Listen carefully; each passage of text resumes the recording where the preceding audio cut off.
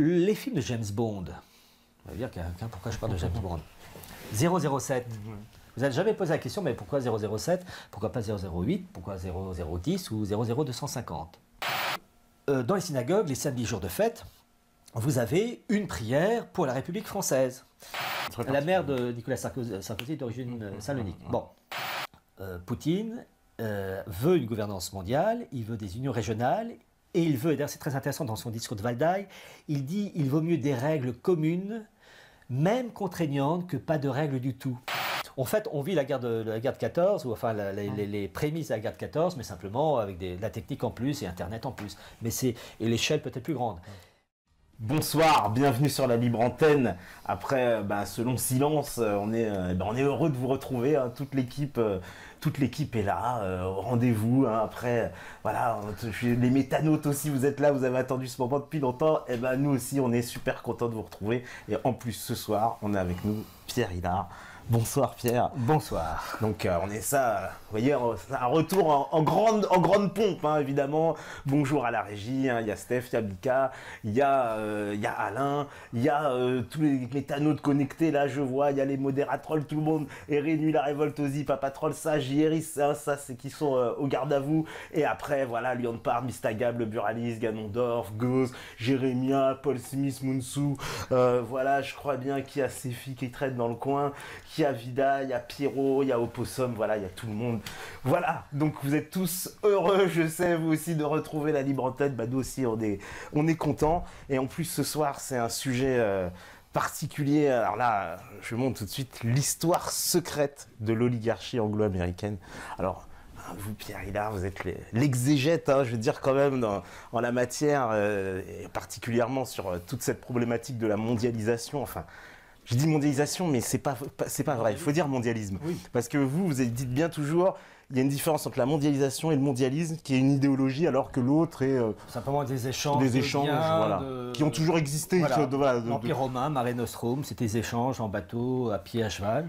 Et aujourd'hui, c'est Internet. Ça va plus vite. Ça va plus vite, voilà. Mais le mondialisme, ça, c'est différent. Le mondialisme... C'est une idéologie, et certaines personnes disent même que c'est un messianisme. Mais ça, on en parlera.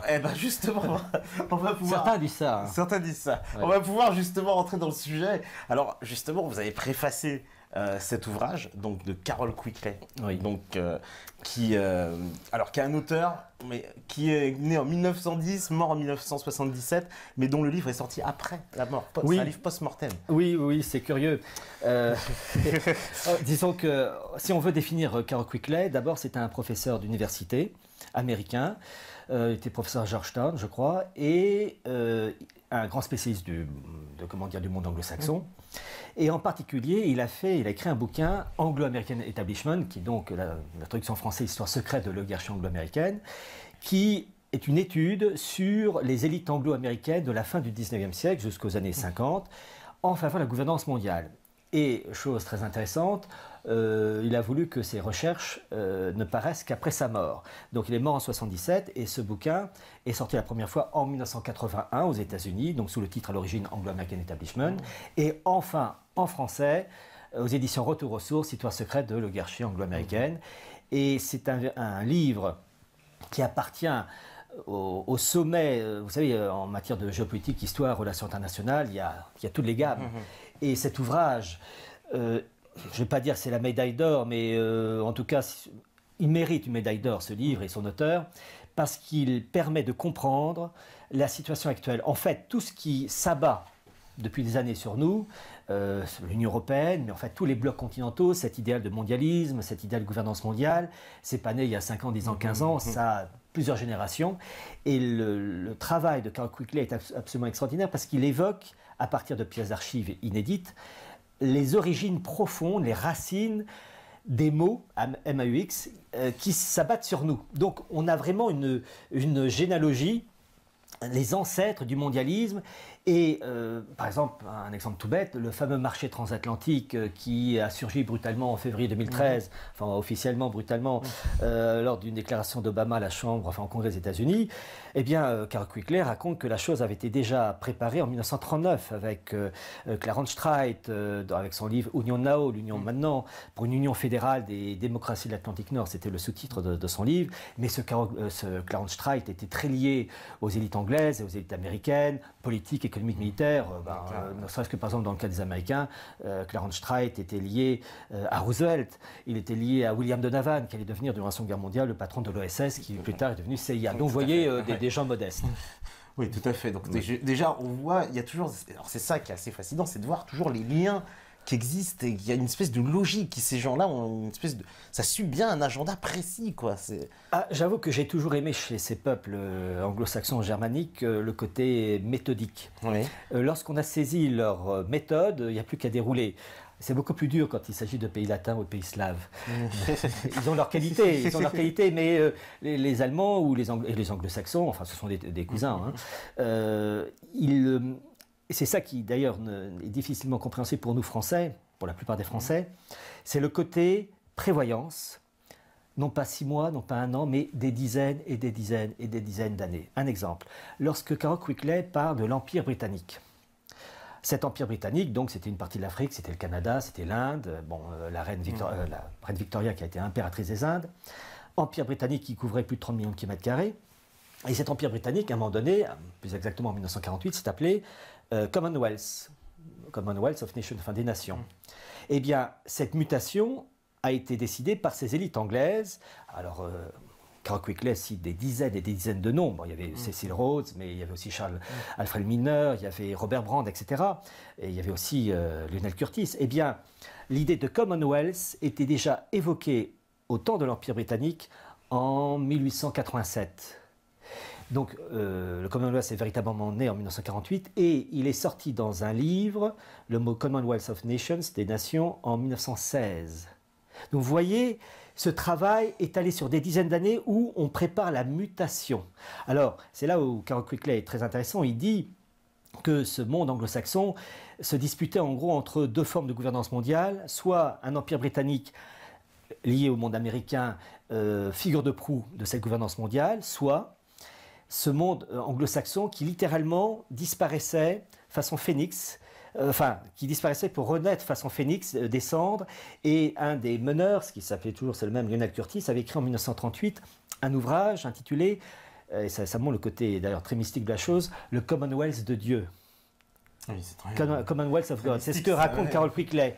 Et donc, dans son esprit à lui, il fallait une sorte de renaissance, ce monde anglo-saxon qui littéralement allait se dissoudre dans une sorte de gouvernance mondiale pour renaître avec un idéal, une étape supérieure. Et donc c'est ça que raconte Carol Quigley. Et d'ailleurs c'est très intéressant parce que Carol Quigley, s'il a eu ces pièces d'archives inédites de première main, son livre n'a jamais été attaqué, c'est parce qu'il était ami avec ces gens-là. Il était acquis à leurs idées. D'ailleurs, il le dit dans sa préface qu'il partageait leur idéal. Mais, en revanche, là où il n'était pas d'accord avec eux, c'était pour l'aspect, secret.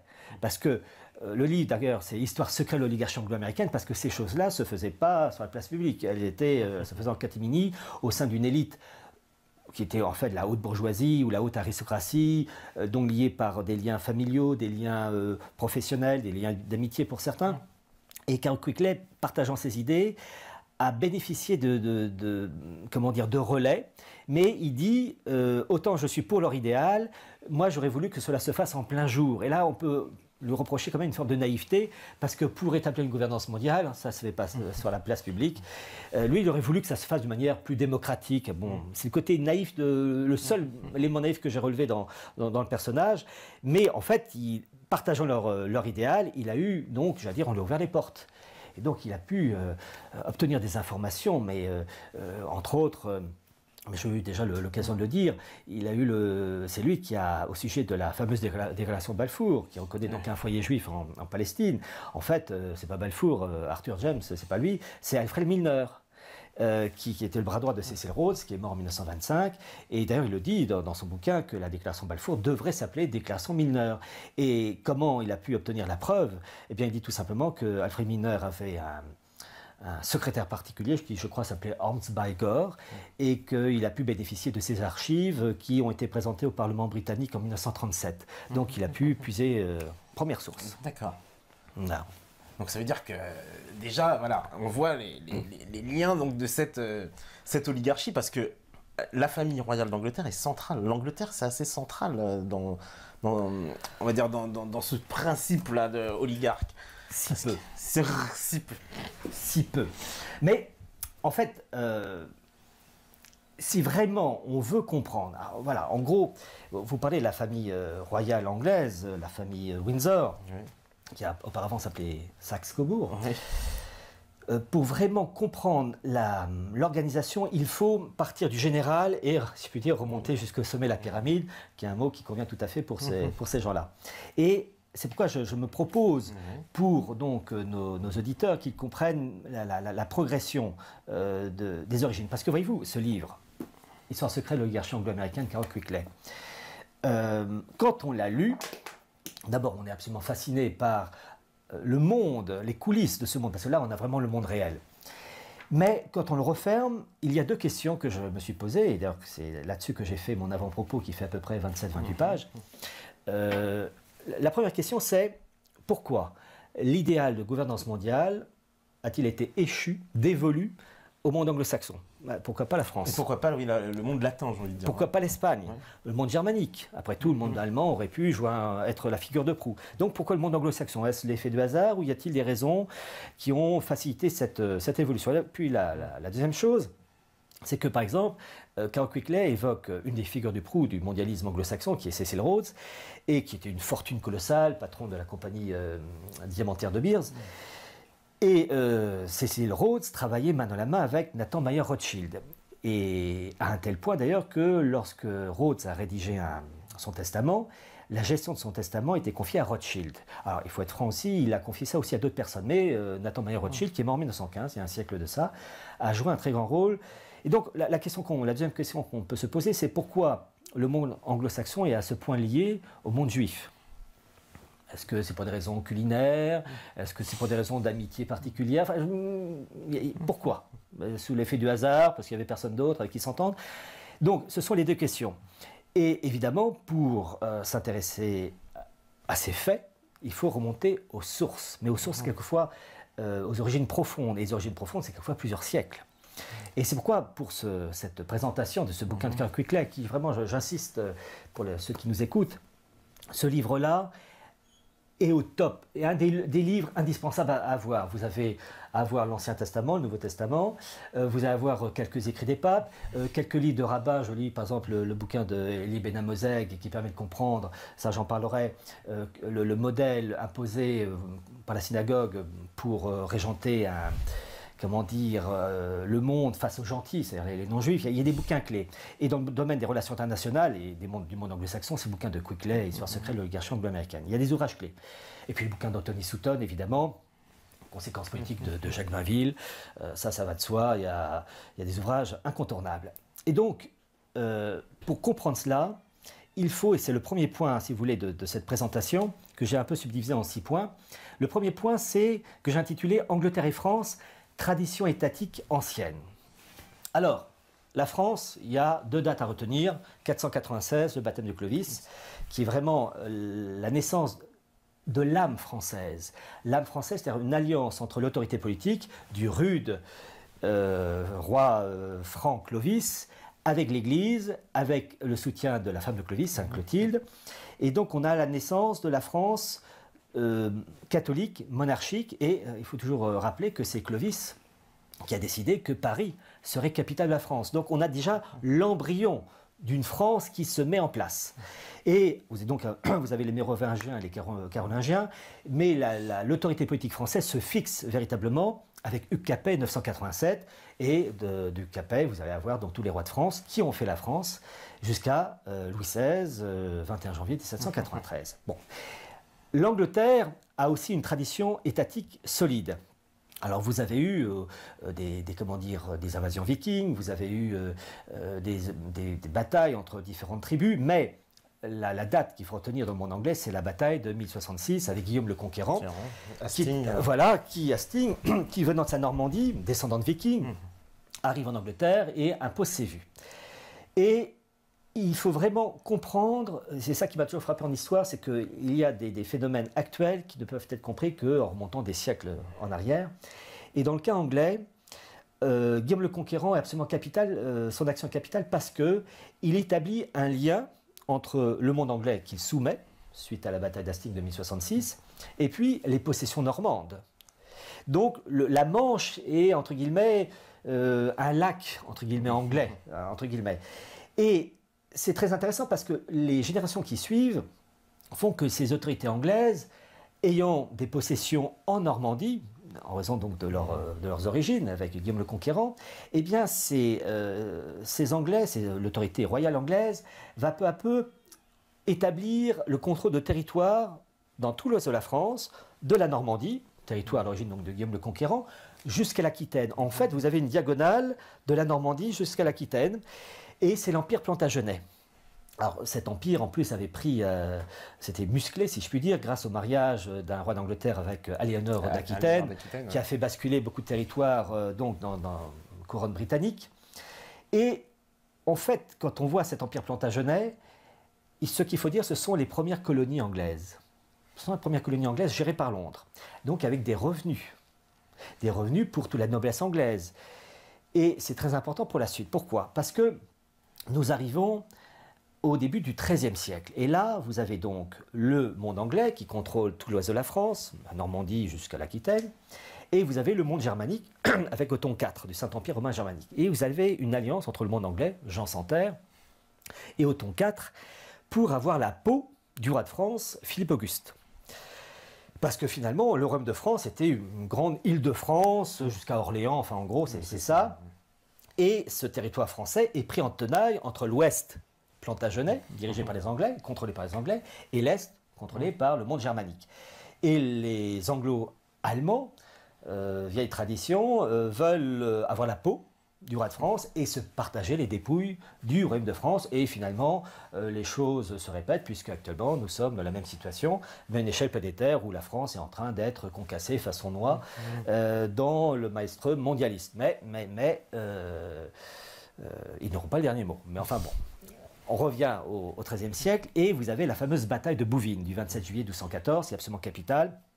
Si les Anglo-Allemands gagnent, le royaume de France est dépecé, on n'en parle plus et on ne parlerait pas français.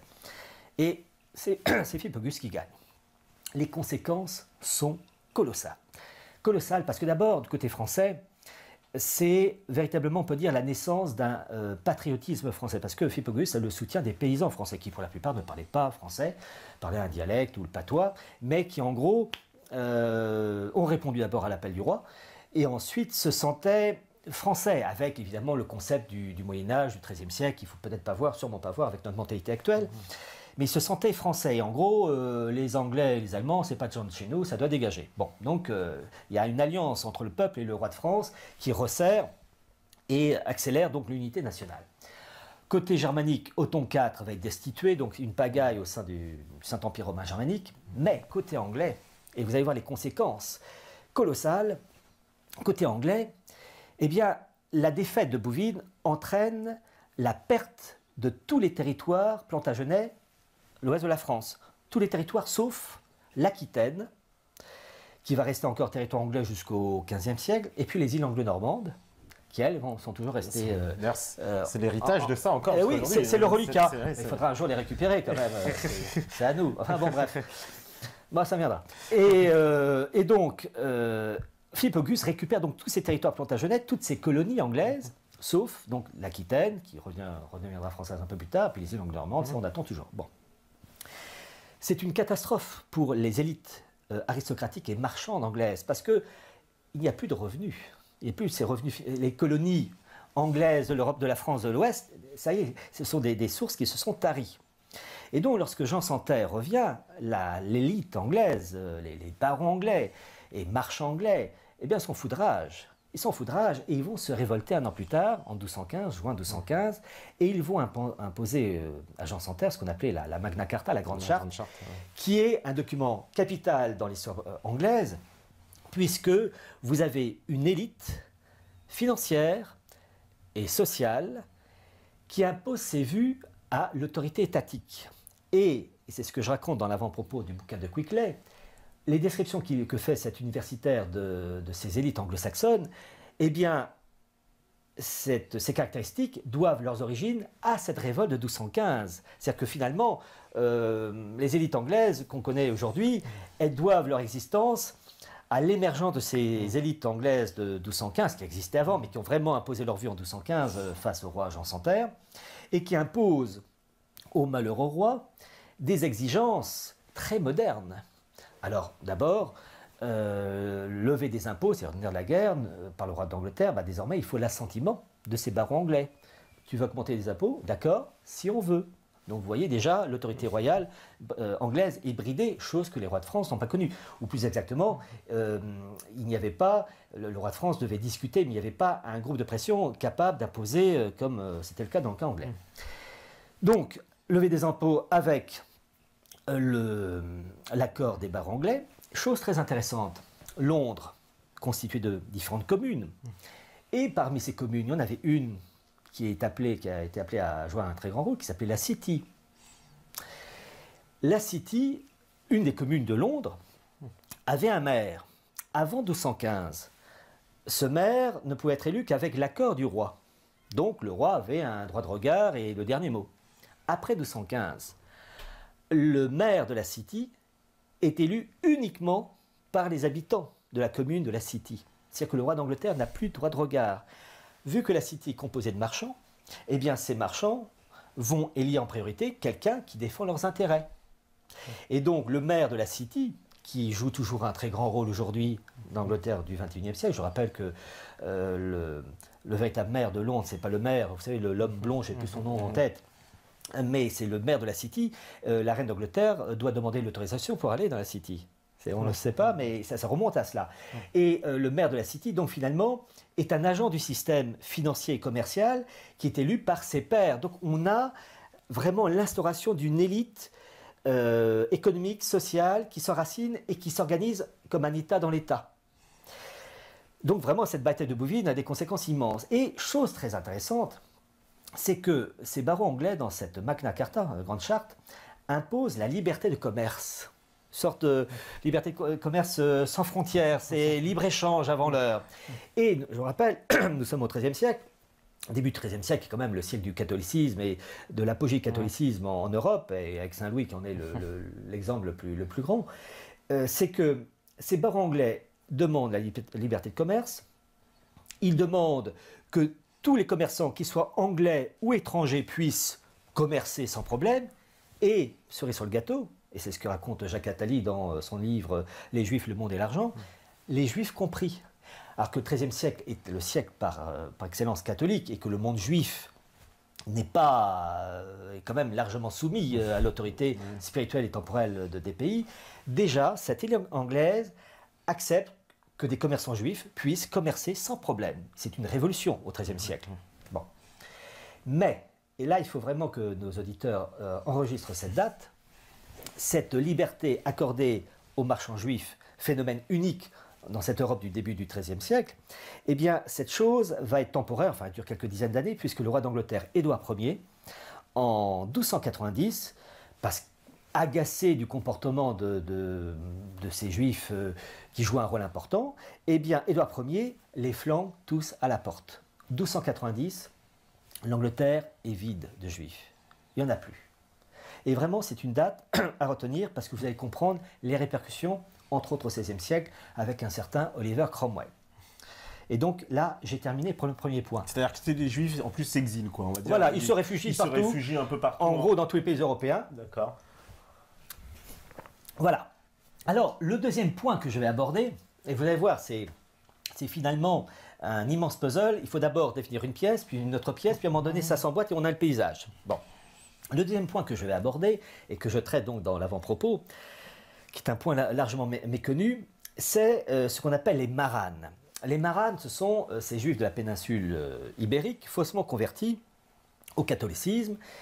Et alors, il y a eu tous les cas de figure, enfin il y a eu deux points essentiels. Vous avez de ces juifs faussement convertis, mais qui l'ont fait de leur plein gré, pour des raisons, je vais dire, de cynisme, pour s'intégrer dans le système et jouir du système, mais de conserver en leur fort intérieur leur idéal juif. Bon.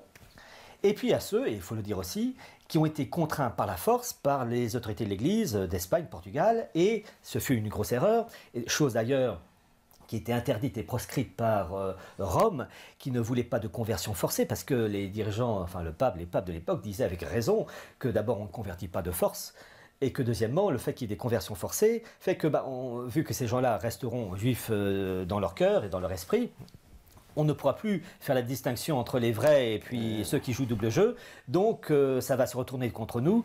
Et par conséquent, donc, les autorités romaines, l'Église romaine, condamnaient ce genre de méthode. Et malheureusement, des membres du clergé ont commis cette faute de favoriser des conversions forcées. Alors, ces maranes ont joué un rôle immense dans l'histoire européenne ou bien le pourtour méditerranéen, entre autres avec l'Empire ottoman. Et pour cela, je me suis appuyé sur un ouvrage d'un universitaire anglais qui s'appelait, il est mort en 1970, qui s'appelait Cecil Rhodes, R-O-T-H, qui était professeur pendant 25 ans à l'université d'Oxford, et il écrit un livre passionnant, L'histoire des maranes. Et je crois que la dernière édition date de 1957-58, donc en plus, il a mûri, il a essayé de bonifier, et son livre est absolument remarquable. Donc, je me suis appuyé là-dessus. Les maranes, beaucoup de juifs et certains maranes ont été expulsés d'Espagne en 1492, c'est le décret l'Alhambra, Isabelle la catholique. Bon. Et ils se sont réfugiés dans beaucoup de pays européens, mais aussi au sein de l'Empire ottoman. Oui, parce qu'ils ont été accueillis par Soliman le Magnifique, exact, qui les a accueillis, voilà. Paraît-il même qu'on parle encore le ladino, une dérivée d'une langue hispanique à Istanbul. Hein. Exact, exact. Alors, c'est ça qui est très intéressant, c'est de voir l'impact de ces gens dans l'histoire de leur pays d'accueil ou l'histoire du monde. Alors, je ne vais pas citer tous les exemples que donne Cecil Rhodes, mais je vais citer un premier cas, et je préviens d'avance les auditeurs, je n'invente rien, je ne fais que citer le nom d'un marane qui a quitté l'Espagne, qui s'est réfugié l'Empire ottoman au service de Soliman le Magnifique et de son fils Selim II, je crois que c'est ça, le 2, qui est né en 1524, qui est mort en 1579, qui était la tête d'un empire colossal, enfin d'un empire commercial énorme, une puissance financière colossale, et il a été le bras droit, et certains même ont dit le vrai patron de l'Empire ottoman, c'était pas Soliman le Magnifique, bon en tout cas il a joué un très grand rôle. Ce marane redevenu juif et donc au service de Soliman le Magnifique s'appelait, je n'invente pas, il s'appelait Joseph Nazi. Ils vont croire que c'est une blague. C'est pas une blague. C'est pas une blague. Hein, c'est pas une blague, c'est comme ça. Et il a été même fait duc, il a été fait duc de Knaxos. Moi, je n'ai fait que reprendre le livre de Cecil Rhodes. Et d'ailleurs, je tiens à dire pour les auditeurs, c'est que tout ce que je raconte, et c'est ma règle d'or, c'est de toujours me référencer, de m'appuyer sur des documents officiels. Évidemment, l'erreur est humaine, la distraction peut arriver à tout le monde, mais par amour de la vérité, du monde réel, et j'aime le réel. L'idéologie, pour moi, c'est pas mon truc. Eh bien, bon, c'est Joseph Nazi, que vous voulez. Ça s'invente pas. Il y a tous les noms possibles et inimaginables. Donc, duc de Knaxos. Il était donc à la tête d'un empire commercial et il va jouer un rôle absolument colossal. Pourquoi? Il quitte l'Espagne catholique. Il va travailler donc au service du monde turc. Le monde turc, donc, c'est l'Empire ottoman qui couvre une bonne partie de la péninsule arabique. Et ce Joseph Nazi va jouer un rôle immense dans l'indépendance des Pays-Bas. Les Pays-Bas, à l'origine, c'était une province espagnole. L'Empire espagnol, c'était l'Amérique du Sud, mais aussi... fameuse province unie. Voilà. Et ces provinces unies, enfin, je dirais les Pays-Bas pour les gens, mais provinces unies, mais Pays-Bas, donc, acquièrent leur début d'indépendance en janvier 1579, c'est le fameux traité d'Utrecht. Et cette indépendance des Pays-Bas doit énormément à ce Joseph Nazi qui a financé les rébellions hollandaises face à l'occupant espagnol. Donc c'est quand même absolument incroyable de voir l'action de cet homme qui a réussi à casser une partie de l'Empire espagnol et, non des moindres, un territoire appelé à jouer un très grand rôle. Pourquoi? Parce que du fait des liens créés avec les personnes donc, qui avaient joué un rôle en faveur de l'indépendance des Pays-Bas, Provinces-Unies, eh bien, vous avez énormément de maranes et de juifs qui se sont installés ensuite aux Pays-Bas. Et les Pays-Bas vont devenir, au XVIe, enfin et surtout XVIIe siècle, la grande puissance financière, la City et Wall Street réunies, à un tel point d'ailleurs que les Pays-Bas de l'époque, au XVIIe siècle, étaient appelés la Jérusalem hollandaise. Donc pour vous dire qu'il y avait ce qu'on appelait un grand fief du maranisme, les maranes ayant fui la péninsule ibérique, ont trouvé refuge dans un pays, certes protestant, là aussi je vais devoir parler du protestantisme, qui est un christianisme judaïsé, mais ça on va l'expliquer pour éviter de choquer. Mais ils l'ont fait d'autant plus que les Pays-Bas, ayant bénéficié de l'indépendance grâce au soutien de Juifs, il y avait un territoire d'accueil, de communion de pensée et des relais. Une forme de tolérance qui n'existait pas d'ailleurs dans le reste de l'Europe, c'est ça? Oui, alors, vous savez, le mot tolérance, il faut l'utiliser avec prudence parce que ces pays-là vous parlent toujours de tolérance, mais pas pour les catholiques, parce que être catholique dans les pays protestants, c'était... il n'y en avait pas. D'accord. Vous savez, être catholique en Angleterre au XIXe siècle, c'était... je crois encore aujourd'hui, pour devenir roi ou reine d'Angleterre, il faut être protestant, on ne peut pas être catholique. On peut pas être catholique. Voilà. Bon, quoique maintenant, depuis Vatican II, on peut l'être, hein, c'est plus un problème, vu que c'est du protestantisme déguisé. Bon, bref. Donc, pour dire l'action de cet homme, Joseph Nazi, qui a permis et qui a lancé finalement la grande puissance marane et qui a permis la création de la Jérusalem hollandaise, cette City Wall Street avant l'heure. Et je rappelle qu'au XIXe siècle, les Pays-Bas sont une superpuissance, entre autres, la ville américaine qui s'appelait, enfin New York à l'époque s'appelait Nouvelle-Amsterdam. Donc on voit l'aura de ce pays qui était littéralement nourri par la finance marane.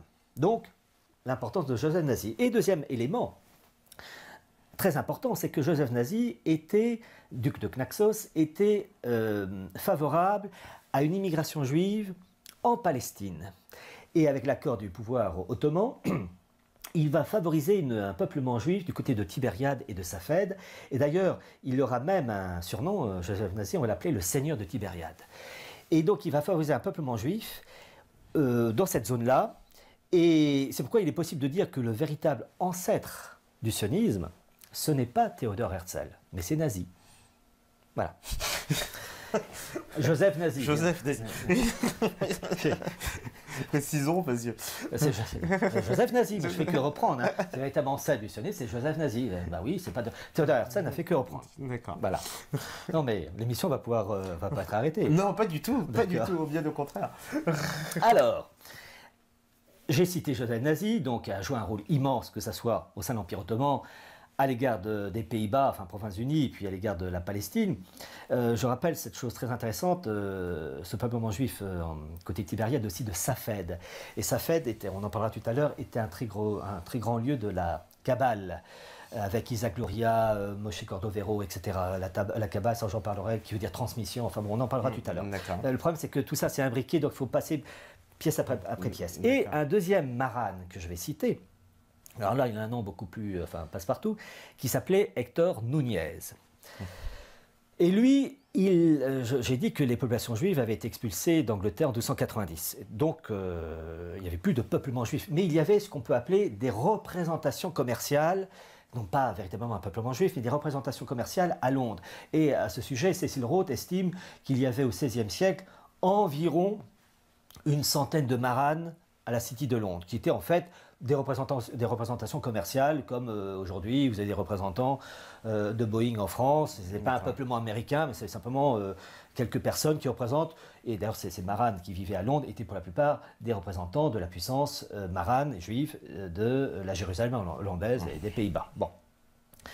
Et ce Hector Núñez donc appartenait à ces quelques maranes qui vivaient à la City de Londres, et il bénéficiait, pour ses affaires, pour la péninsule ibérique et les Antilles, etc., il bénéficiait d'agents commerciaux.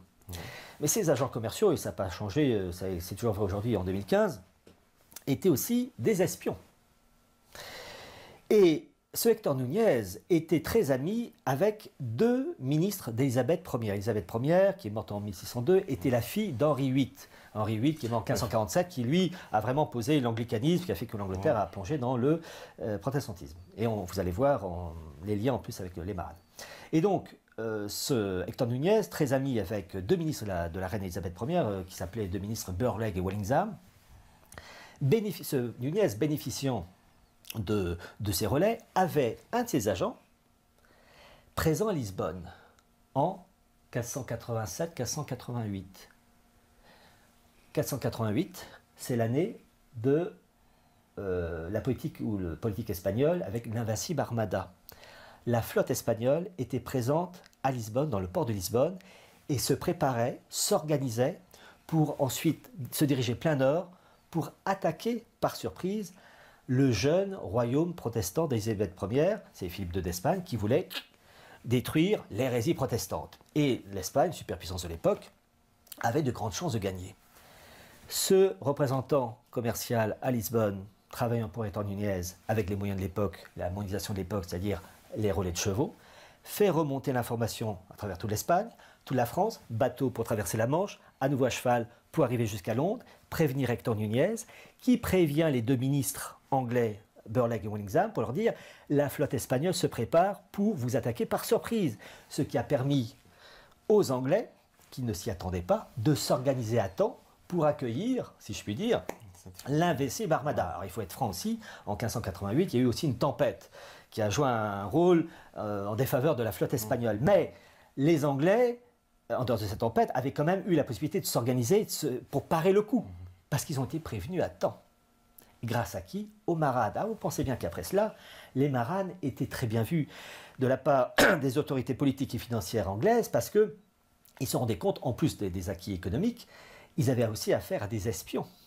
Et donc, pour l'Angleterre, ces marades, qui en fait étaient très présents aux Pays-Bas, eh bien, commençaient à peser très lourd d'un point de vue positif pour les autorités anglaises. Donc vraiment, on voit peu à peu une alliance qui va se dessiner entre le monde anglais et le monde marane juif, parce qu'ils se rendent compte, les Anglais, que ces maranes pèsent très lourd d'un point de vue économique, financier, et puis ce sont des espions. Donc ça ouvre la porte. Presque des Sayanim avant l'heure. Les mots changent, les méthodes. Voilà. Alors ça c'est le deuxième point que je voulais voir. Et le troisième point, il y en a 6. Le troisième point que je veux traiter pour expliquer le bouquin, donc l'histoire secrète de l'oligarchie anglo-américaine de Carroll Quigley, les raisons profondes qui expliquent donc la gouvernance mondiale actuelle, c'est, j'ai dit que le XIIIe siècle était en Europe le siècle du catholicisme, l'apogée. L'apogée du catholicisme. Et puis vous avez le XVIe siècle, la Renaissance, le protestantisme, avec l'apologie de l'homme qui s'émancipe, enfin officiellement s'émancipe.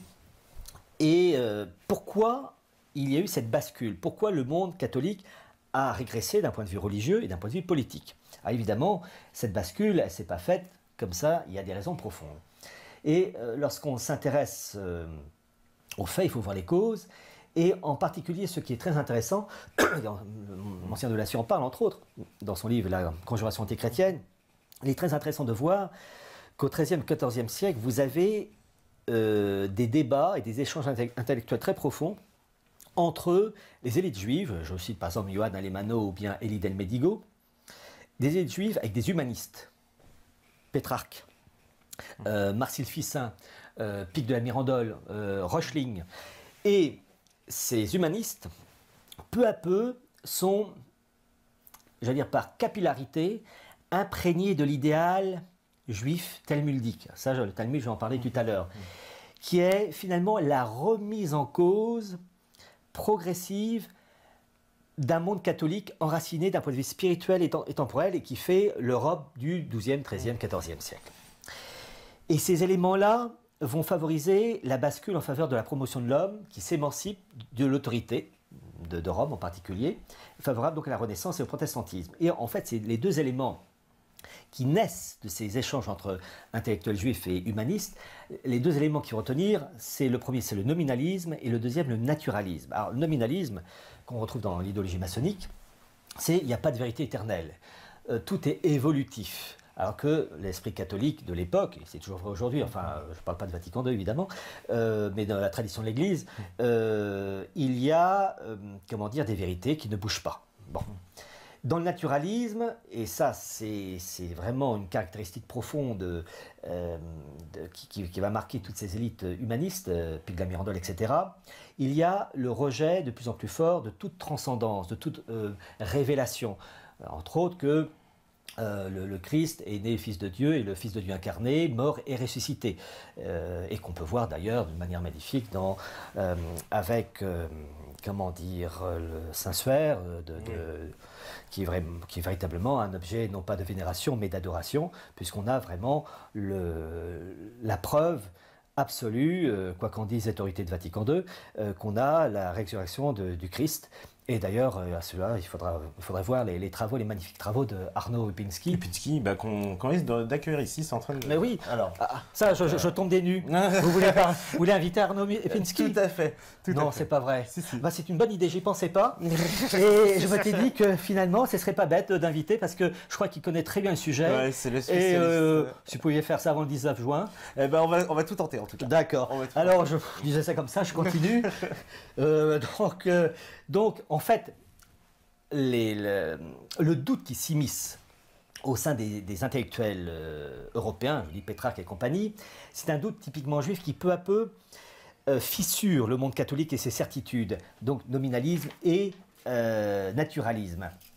Et une chose qui est très intéressante, c'est que le monde catholique de l'époque, la tradition catholique qui elle, ne bouge pas au cours des siècles, mais à l'époque a une vision, enfin en tout cas un concept qui dit que l'homme est de passage sur Terre et il doit sauver son âme, gagner son ciel. Et toutes les structures religieuses et politiques de l'époque, 12e, 13e, 14e, sont faites de telle manière que tout doit être fait pour permettre de sauver son âme. Et du fait de cette influence entre les intellectuels juifs, très nourris de la Kabbale et de ces humanistes, eh bien peu à peu, il y a l'amour des biens de ce monde, du matériel, de l'argent. Finalement, l'homme peut s'épanouir et être quelqu'un de bien avec le fric, la réussite matérielle. Alors, attention, qu'on cherche à réussir sa vie professionnelle, c'est évidemment une chose qui est tout à fait honorable. Mais quand ça devient l'alpha et l'oméga, là, c'est le matérialisme à combattre. Et c'est cet esprit-là qui peu à peu s'immisce dans les esprits, dans les mentalités de l'époque, où finalement, les biens de ce monde commencent à devenir la référence absolue. Et pour cela, eh bien, j'ai pris une référence très intéressante d'un auteur qui s'appelle Jacques Attali et qui dit ceci dans son livre « Les Juifs, le monde et l'argent », page 124. Je cite Jacques Attali. « Dans ce monde brutal, régi par les rapports de force, la monnaie apparaît peu à peu comme une forme supérieure d'organisation des relations humaines, permettant de régler sans violence tous les conflits, y compris d'ordre religieux. » En fait, tout se paie. Hein. Bon. Les auteurs du Talmud, c'est un sort de code juridique, mais ça je parlerai tout à l'heure. Les auteurs du Talmud, pour la plupart marchands eux-mêmes, sont souvent des experts en économie. Mais la richesse n'est pas une récompense, c'est une charge. Le riche n'a pas à s'excuser de l'être. Il doit seulement prendre une plus grande part de responsabilité dans la gestion du monde. C'est très moderne, enfin très moderne, enfin avec des guillemets. C'est-à-dire qu'en fait, ces élites juives animées de l'esprit de la Kabbale, etc., vont insuffler au sein des élites européennes, et donc je citais Pétrarque et compagnie, et Pic de la Mirandole, le fait que l'idéal de jouissance matérielle doit prendre le dessus et qu'on a des responsabilités. Bon. Et pendant que je parle, j'ai oublié, et quand même je tiens à le faire, je reviens très rapidement sur le point précédent quand je parlais des maranes, une citation de Cécile Rhodes au sujet de ses fausses conversions au catholicisme. Donc c'est très rapide au sujet des maranes, donc de ce livre Histoire des maranes, page 25, où il dit ceci, au sujet de leur fausse conversion, en apparence. Ils étaient chrétiens. Ils faisaient baptiser leurs enfants à l'église, mais de retour chez eux, ils s'empressaient d'effacer les traces de cérémonie. Derrière cette imposture, ils restaient ce qu'ils étaient. Leur mauvaise foi à l'égard des dogmes de l'église était notoire et pas toujours camouflée. Pour la race, la croyance et la pratique générale, ils restaient ce qu'ils avaient été avant leur conversion, juifs en tout point sauf pour le nom et chrétiens en rien sauf dans la forme. C'est très bien écrit et très bien traduit. Et d'ailleurs, à ce sujet, il est très intéressant de voir, et après je vais reprendre l'ami Attali, que Cécile Rhodes, dans son bouquin Histoire des maranes, donc la dernière édition date de 57-58, cite la communauté marane des îles Baléares de la deuxième moitié du XVIIe siècle, dont son patron était, son patron s'appelait Raphaël Valls. C'est très intéressant de voir qu'il y a des noms comme ça qui ressortent.